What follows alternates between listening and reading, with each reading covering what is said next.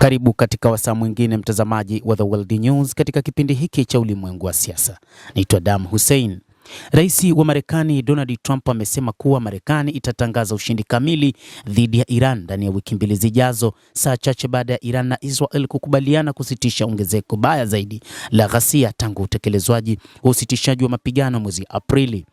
Tumekuwa timu ngumu sana na nadhani tunashinda vita hivyo, lakini kwa kweli mtashinda katika wiki mbili zijazo tutakapotangaza ushindi kamili, Rais Trump alisema jana Jumatatu wakati wa mkutano wa simu kwa Senator Lindsey Graham, mshirika wa karibu wa Republican wa rais huyo wa Marekani Bwana Donald Trump.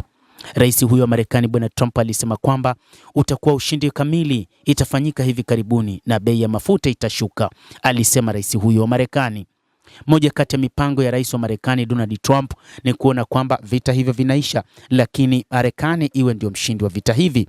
Lakini jambo pekee ambalo bado limekuwa ni la kiushindani ni juu ya namna ambavyo wa Iran hawataki kukubaliana na makubaliano ambayo rais wa Marekani Donald Trump anayataka. Viongozi wake nchini humo wamekuwa wakiweka wazi kwamba kamwe hawatapiga magoti na kuikubalia Marekani chochote anachokitaka kukifanya dhidi ya Waajemi wa Iran. Rais wa Iran Masoud Pezeshkian aliweka wazi kwamba wao hawatukubali kupiga magoti na wala hawatukubali kunyanyaswa na Marekani kwa namna yoyote, na hapo tayari kulipa gharama kubwa dhidi ya mashambulizi yoyote yatakayofanywa na Marekani ama na Israel. Mapema mnamo Jumatatu Iran ilitangaza kusitisha mashambulizi yake dhidi ya Israel, lakini ikaonya kwamba itatoa jibu la kuponda ikiwa mashambulizi ya kijeshi ya Israel dhidi ya Lebanon yataendelea.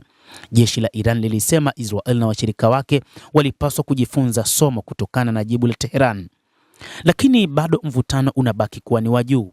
Mvutano wa kieneo uliongezeka siku ya Jumapili wakati Israel ilivyofanya mashambulizi kwa mabomu katika mji mkuu wa Lebanon na Beirut, licha usitishaji wa mapigano unaoendelea.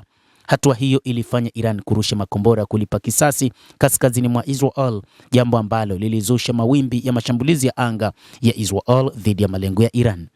Trump aliingilia kati mapema Jumatatu akichapisha jukwaa lake la Truth Social kutoa wito kwa Israel na Iran kuacha kupigana mara moja.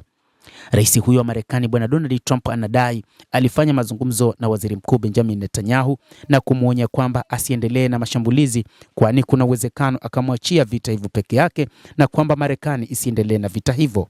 Rais huyo wa Marekani aliweka wazi kwamba ikiwa Waziri Mkuu Benjamin Netanyahu ataamua kuendelea na vita hivyo, basi Marekani haitajihusisha tena na vita hivyo na kwamba itatafuta namna ya kumalizana na Wairan.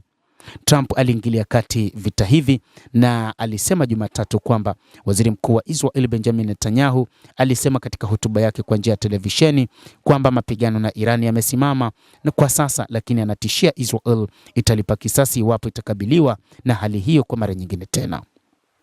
Mtazamaji wa The World News, hayo ndio tuliokuwa nayo, na bila shaka nawe pia una nafasi ya kulike, una nafasi ya kucomment, kadhalika una nafasi ya kusubscribe channel yetu hii ili upate habari hizi kwa mapana kupitia hapa The World News. Jina langu ni Adam Hussein, endelea kuwa nasi wakati wote, endelea kutufuatilia ili uyajue mengi yanayojiri duniani.